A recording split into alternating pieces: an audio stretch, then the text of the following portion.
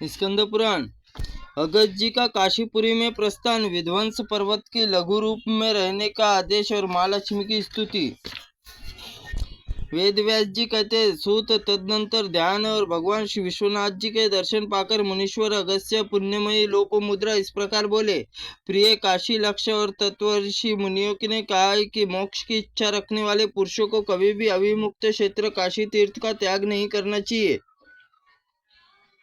क्योंकि यह सदा सुलभ नहीं है। यहाँ विश्वाधार और परमात्मा प्रकाशित करने वाली काशीपुरी कहाँ सब और से अत्यंत दुख देने वाला दूसरा कार्य है। ऐसी काशी शीघ्र ही काल के गाल में जाने वाले मनुष्य को क्यों छोड़ दे, जो पाप और अविद्या का नाश करती है, देवताओं के लिए दुर्लभ है। गंगा जी स्वच्छ जल से जिनकी शोभा हो रही है, जो भवबंधन से नाश करने वाली है, भगवान शिव के अन्नपूर्णा जिसने कभी नहीं छोड़ते, तथा जो मोक्ष रूपी मोती में प्रकट करने के लिए एकमात्र सीपी है, ऐसे मुक्त मई काशीपुरी जीवन मुक्त पुरुष कदापि नहीं छोड़ते। जो लहरों लेती है गंगा जी जल और अत्यंत सुंदर प्रतीत होती है, जो प्रलय काल में महादेव जी त्रिशूल अग्रभाग में स्थापित रहती है, ऐसे काशी को छोड़कर लोग अपने मन और अन्यंत्र ले जाते हैं। उनकी कैसी जड़ता है। ब्राह्मणों आशीर्वाद और भगवान विश्वनाथ की कृपा से काशी सुलभ होती है। काशी अपने शरण में आए हुए जीवों की रक्षा करती है तथा मृत्यु काल में भगवान शंकर जीवों के कान में तारका मंत्र उपदेश देते हैं, जिससे वह ब्रह्मा स्वरूप हो जाता है। वेद व्याधि और विद्वान पुरुष काशीपुरी में भगवान शिव को तारका मंत्र उपदेश वहां रहने वाले सभी जीवों को निश्चय करके मुक्त कर देते हैं। तदनंतर अगस्त्य मुनि काल भैरव जी के पास गए और प्रणाम करके, भगवान आप ही काशीपुरी स्वामी, अतः आपकी आज्ञा लेने आया हूँ।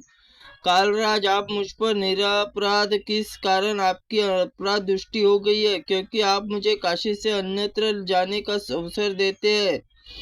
यक्षराज, आप क्यों मुझे काशी के बाहर भेजते। इस प्रकार विहेरी भांति विलाप करते हुए काशी काशी रट लगाते हुए अगस्त्य मुनि ने धर्मपत्नी लोप मुद्रा के साथ चले और आधे पल में उस स्थान पर पहुंचे जहां विध्वंस पर्वत आकाश को रोककर खड़ा था। मुनि ने अपने सामने खड़े हुए विध्वंस पर्वत को दृष्टिपात किया। पर्वत भी पत्नी सहित अगस्त्य मुनि को आगे खड़े होकर कांप गया और तपस्या के क्रोध में काशी के विरह प्रकट हुई त्रिभुज अग्नियों में प्रलय अत्यंत प्रज्वलित सा जान पड़ा। उन पर दृष्टि पड़ते विध्वंस पर इतना छोटा हो गया कि मानो धरती में समा जाना चाहता है। छोटा रूप धारण करके वह बोला, भगवान मैं आपका सेवक हूँ, मेरे योग्य सेवा के लिए आज्ञा दीजिए। अगस्त जी बोले, विध्वंस तुम साधु पुरुष और बुद्धिमान हो, मुझे अच्छी तरह जानते हो। देखो, जब तक यहाँ पुनः लौटकर मेरा आना न हो तब तक तुम लघु रूप में ही रहो। यह कहकर मुनि अपने पदार्पण से दक्षिण दिशा की सनात किया। मुनिवर चले जाने पर विध्वंस पर्वत मनी मन विचार किया, आज अगस्त जी मुनि ने मुझे शाप नहीं दिया, इससे मैं समझता हूँ कि मेरा पुण्य नया जन्म हुआ। इसलिए काल तक ज्ञान रखने के लिए अरुण और सारथी के अपने घोड़े आगे बढ़ाया।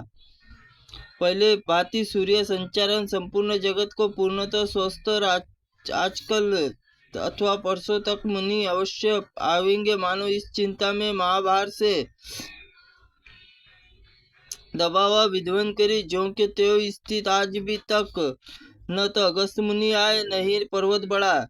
मुनिवर अगस्त जी गोदावरी रमणीय तट पर विचरते हुए काशी वीर जनित महान संताप को नहीं छोड़ सके। वे पत्नी सहित विचरते हुए कालापुर निवासी महालक्ष्मी के समीप गए। प्रणाम करके इस प्रकार स्तुति, कमल के समान विशाल नेत्र वाली मात कमले, आपको नमस्कार प्रणाम। आप भगवान विष्णु के हृदय कमल में निवास करने संपूर्ण विश्व की जननी, कमल कोमल गर्भ सुदर्श वर्ण वाली क्षीरसागर पुत्री, आपको नमस्कार। त्रुटिपूर्ण वाक्य के लिए भगवंत आप हमें क्षमा करें। ओम नमः शिवाय नमः। ओम स्कंद पुराण।